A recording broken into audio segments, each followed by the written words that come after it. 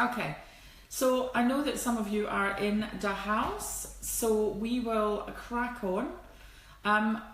The reason that we have Greg with us today is, I think LinkedIn, especially in business to business, is the golden key to be able to sell. You can access people that you've never been able to access before. And one of the lines that I use is, I go, it's not 1984. And that's why we have got, LinkedIn has changed, I think, the way that we sell now completely in a business to business structure. But even at this stage, I think a lot of people don't realise the importance of it and the inflexibility of it and how much business you really can get from LinkedIn. So, before Greg gives us his top tips, and he also has some offers for you guys that are watching, before he gives us the top tips, I'd like to, probably share, if you haven't heard it before, but one of our biggest successes that we've had as a company, and it came from LinkedIn. So, we, as you may or may not know, ran the first event in the Middle East of its kind. So, how did we end up running the first event in the Middle East of its kind? Well, that was courtesy of LinkedIn. So, my top tips before we hand over for Greg's is always, every day, usually for us we do it twice or 3 times a day, look at who's viewed your profile. So the reason that we picked up Q8, someone from there had viewed the profile. Hadn't connected, hadn't done anything else, just literally viewed my profile. Now for me, again, I might be breaking some of Greg's tips, but I will connect with someone as soon as they look at the profile. If it's something I think is of mutual benefit. When they do connect back, I'll send them a message to say, thank you so much for connecting. Were you looking for something specific, or just to widen your network? Because sometimes people will do either of those things. So again, what happened there was, she came back and said, actually, I'm looking for somebody to run this event in the Middle East, the first of its kind. I've had a look at your profile and I think there's something we can do. So for me, that's a trigger point, it's a buy-in signal. What I then do is, again, I'll say, fantastic, let's Skype. What's the best time, Tuesday or Wednesday? So again, for those of you who are trained by me, it's all around your questioning techniques. So we use an alternative question to find out if there's interest there, and then we go to close it, and the sale is the Skype, because we know we're more likely to sell face-to-face or by Skype, thirdly by phone, and fourth by email. So get off the LinkedIn once you've started to make that relationship. So that's the Godmother's top tips, and that's worked. We landed a really big job in Kuwait, which will be further work, and will potentially lead on to more in the Middle East. So, Greg Cooper, it is an absolute pleasure to have you here. You've travelled all the way Bristol to our home office. It's a pleasure to be at Edgar headquarters. At Godmother HQ. Yeah. So, can you tell us a little bit about you, Greg, first of all, and your company? So for anybody in the clan that doesn't know you, they will know you now. Yeah. So I'm a LinkedIn coach and trainer, and I work with solopreneurs and small, medium-sized businesses from 1 to 300 employees to help them to use LinkedIn to find, win, and keep customers. Fantastic. And what was your background? So what did you do before that? My background actually is in technology marketing. So I used to run, for 20 years, I ran a marketing agency working for big IT companies like IBM, Microsoft, SAP were our customers. And our job was to find sales opportunities for them in major accounts. So we were researching accounts like Coca-Cola, Rolls-Royce, Airbus and that, and looking for major sales opportunities within those. Good. So when did you first discover this LinkedIn? It was in 2006, and one of my colleagues in the agency said, in fact, we pretty much stumbled upon it in the same day. Yeah. And we both realised that this could be incredibly useful to us as part of our sales process, because it just opened up so many different doors into these organisations we were researching. 2006. Oh, that's a quiz question in itself. We should have done that out to the clan. What year do you think Greg discovered? I mean, that's 11 years ago. Yep. It's a long I time. feel old now. Ah, I don't feel old, Greg. I mean, knowledgeable. Yeah, knowledgeable, that's right. So, you know, it is quite surprising now that, you know, obviously you've been using it for 11 years, and there's still probably some people out there that I talk to that don't use it at all, or, you know, don't maximise it. So, again, I think another good thing, the more you use something, the more you've been involved, the more knowledgeable. So it's great that you can bring that knowledge to the clan and to startups and small businesses. So what's the biggest error you see that people do on LinkedIn? Yeah, I think if I had to choose one, it's probably having too small a network and expecting that results back from LinkedIn without having created that network in the first place. So what do you think for, you know, we'll have some people in here who are business owners and we'll have some people who are employees of companies. So, you know, should they have different size networks or is it the same size network? I think really to start to be effective on LinkedIn, you need a network at least 500 connections. Probably 1,000 is actually more effective. With I would say up to about 5,000 connections. Okay, and you know, there is this thing that, you know, some people will only connect to people they know. Other people will just randomly connect to everyone. The lions, you told me that a long time ago. So what's right and what's wrong? Yeah, okay. Well, there's three basic connection strategies on LinkedIn. There's a Lion strategy, stands for LinkedIn Open Networker, where you connect to absolutely everybody. And the objective is to have as many connections as possible. Then the other extreme is only connect to people that you meet or know. But there's an in-between, which is connect to people intelligently and selectively. So the truth is that the bigger your network, the more opportunities you'll find, and the more opportunities you'll find you. So if you've got a network of 200 connections as opposed to a network of 2,000 connections, you're just not going to find so many opportunities. So a top tip already is get linking in. If you get linking in, get linking in, So and always, whenever you can, send a personal invitation to people. I find only about 1 in 20, I don't know about you, Alison, 1 in 20 of the invites I get, I've got a message with them. See, I think this is like Greg and I are on a different side of the coin, because for me, I use it from my iPad.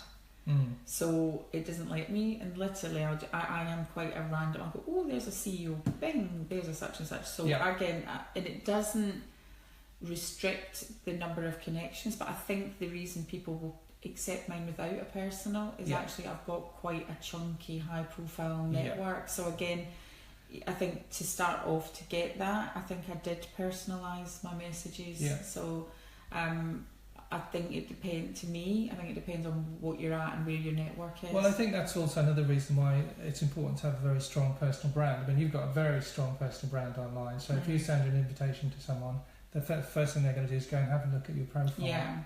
And I think your profile is great and really engaging, so you will get quite a high proportion of people connecting. So is that a top tip then? So make sure you get a strong profile and a strong brand image on there as well? Absolutely, yeah, because LinkedIn is your, as we know, the professional shop window these days. If you look in Bristol, there's 290,000 members of LinkedIn. If you look in Bath, it's about 106,000. So pretty much everybody in business these days is on LinkedIn, and it's expected that your customers and collaborators, partners will go to LinkedIn to check you out. So what's the biggest mistakes people make with their personal profile then? With the personal profile, I suppose I see lots of photos, I'm sure you do, with partners, with pets, with nice hats from weddings, or with the gents, the DJs from the weddings. So your photo is really important actually, because that's the first psychological, this is where people start to build a psychological relationship with it. It's the first impression, so it's really important to have a friendly, professional looking photo. And that's an interesting one, Greg, because we're not LinkedIn trainers, so what we do actually complements what Greg does. And one of the things that we do is we teach LinkedIn in colour. So for those of you who have been on my courses or have done any work with me, you know that we talk about the red, the green, the blue and the yellow. We talk about task and relationship focused. And actually, as part of our packages, we've got a LinkedIn how to get your colours. So if you're going to be, if it is the person that's got the picture with the pet, they will tend to be a relationship focused introvert. If they're there, you know, and they're all with their ties, they will tend to be the task-focused introvert, so your professional services. If they're kind of wearing, like Greg's even wearing his pink shirt. I got something. Yeah. So again, that's kind of a dress style of a potential red blue, because again, it's still quite a professional shirt. It's not a t-shirt, but you can see how to do that. And then you get the photos, Greg, don't you? The selfie with a pina colada. Yeah, absolutely. Yeah. Is that a good thing or a bad thing for LinkedIn? Is a complete no-no unless your business is wine distribution or beer distribution. But the great thing for us is they've not all been trained by Greg and I. So for you guys, when you see the selfie with maybe the cleavage and the pina colada, you know that they're potentially a yellow. So again, they will probably take your LinkedIn request, and they've probably quite a good network that you can tap into. Yeah. So again, the photo is really important. And what about the words then? You know, what about what you actually write in there? Yeah. Well, the summary section is really important, and quite a lot of people actually don't get around to filling out the summary section. But this is your elevator pitch, if you like. This is where you're trying to engage people, build trust, show them that you're a good person to do business with. So it's really important. You've got 2,000 characters there. So and you can add what they call rich media files, which are video, PowerPoint slides, PDFs, etc., to add some depth and more engagement onto the summary. But summary is really important because that's where you're really starting to build the relationship with the person. So, okay, the wording. Now, what about asking for recommendations? This is something that comes up. How important is that to give and reciprocate recommendations? Yeah. I think recommendations, more so than the endorsements. The endorsements are a visual validation, and they're very helpful and useful for someone just looking at the profile quickly. But the recommendations really carry more weight. So I would suggest that you aim to get at least 10 recommendations on your profile. And what about the order? So you can order those for... You can't change the order anymore. Oh, you can't change the order? With the new design, they've removed that. It's really nuisance now. Yeah. And also, they're not against individual positions anymore. Okay. So they're just in one long list, which... It's a shame. That's why we need Greg Cooper to tell us these things. Yeah. Okay, so we've covered the photograph, we've covered the bit of the bio. What about video content and things? Is that important? Video content is really interesting. I mean, video is just in the ascendancy at the moment. We're having so much information fired at us every day that a lot of that now, in order to absorb it, we have to look at it visually because we can take it in much more easily. And video is a great way of doing that. So 1 or 2 minute videos that can be put onto your profile. And also Alice and I have been talking about sending videos in messages, because you can actually send a video in a LinkedIn message. And if it goes on the mobile, which 60-70% of people are using mobile to access LinkedIn, then the person gets a little thumbnail. So we were talking about sending introduction and greeting messages to people that you just connected with. We're going to pilot that, and we'll let you know how that works out. So we are going to open up to questions. So if anybody's got questions for Greg, just pop them in the box, Kyle. I'm struggling to reach them. Oh no, I can see them on here. I think the two things I'd say, Alison, is going right back to what you were saying at the beginning, which is a brilliant example. The last important elements are engaging with people and then taking it offline from a sales point of view, because LinkedIn is actually a relationship building and trust building platform. It's not a sales platform.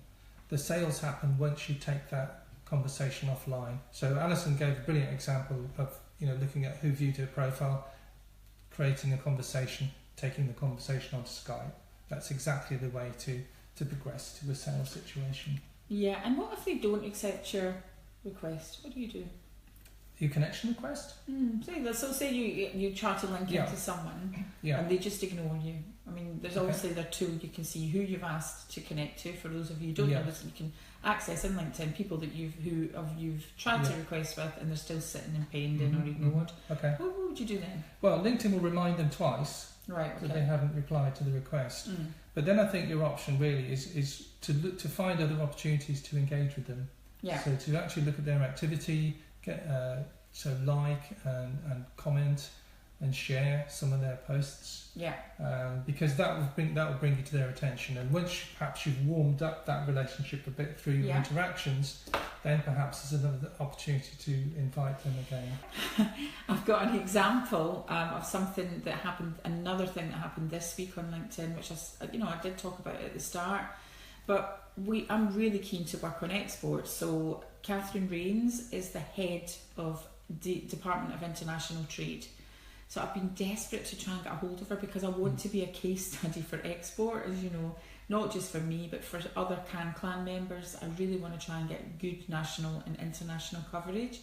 And I'd sent her messages, I've gone through her office, and it was really kind of going nowhere, and it's been going nowhere for a year, and it's not been that important that I had to jump on it right away.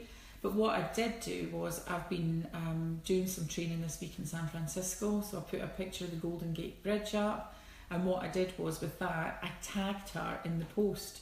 So I tagged Catherine Rains to say, look, to be an exporter, it's not just about product, you can actually do service.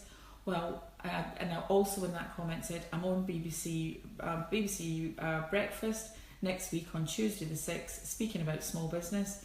So what then happened was she then commented on that post because she'd been tagged to say that's spot on, Alison, well done. And then within about an hour of that, I had an email from her personal secretary to say that Catherine wanted to speak to me. So even though you're chugging away trying to get a hold of someone, if you're tagging them in on the posts, it's a good way to start that engagement. I think that is one of the secrets of LinkedIn, actually. If you want to get on the radar of the person or particular individuals, then you have to get into their notification box. Yeah. And you did it in exactly the way that you're commenting on there. And again, and I know that we're kind of going on a wee bit longer today, but I think it's quite valid things. I mean, the other thing I'd like to ask about is Twitter. So obviously now the first 140 characters from LinkedIn you can tie up to your Twitter. Would you recommend doing that? I've always... Actually, they've removed Twitter as an update option now, so you can't directly post from there. But I use Twitter with LinkedIn. I think they're very complementary. Yeah, I mean that's another thing that Catherine Rains replied on Twitter to me as well. So she's double whammying in from both of them. So again, my top tip would be to definitely do both. Yeah.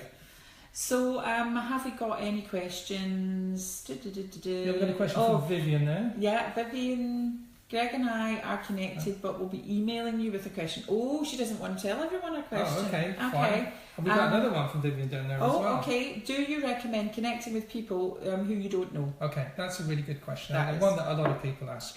And when I first went on LinkedIn in the early days, the instruction was that you should only connect to people that you would personally recommend. So it was quite prescriptive. But over the years, people have realised that the bigger their network, the more opportunities will come. So the trend has been towards bigger and bigger networks. The fact LinkedIn in their user group still technically say you should only connect with people you know, but in reality, if we're out networking, as long as your network has a good reason to connect with someone, you can give them a reason to connect, and there's mutual value, then there's no reason why you shouldn't be connecting with more people. Yeah, I mean, the way that I relate to that, Greg, is if you were put in a room with 100 people, would you actually sort of reject them? Or would you actually speak to them and get to know them? And if you want to take them off your LinkedIn, you can always take them off, but I would have thought that you want to connect because you don't know who the people in the room are really. So I am very sure, we've had good numbers today. I know that people watch on repeat. I think this is what we do that other Facebooks do not do. We bring you top quality information at no cost. The CanClan is, you guys are doing so well. What I really want, we're up to 1,400 members, I think we've got now. And I had a look through the list the other day, and you guys are so, you are active, you're engaging, you're helpful. So please tell your like-minded friends to join us in the clan. And we will be back. I will be back next Friday. I'm not quite sure what the topic will be yet. But if you have got any requests for what you want me to cover, then I will cover it. I've been Greg Cooper. And I've been Alison Edgar. And it's been our pleasure. Have a good weekend. Thank you for watching. Bye-bye.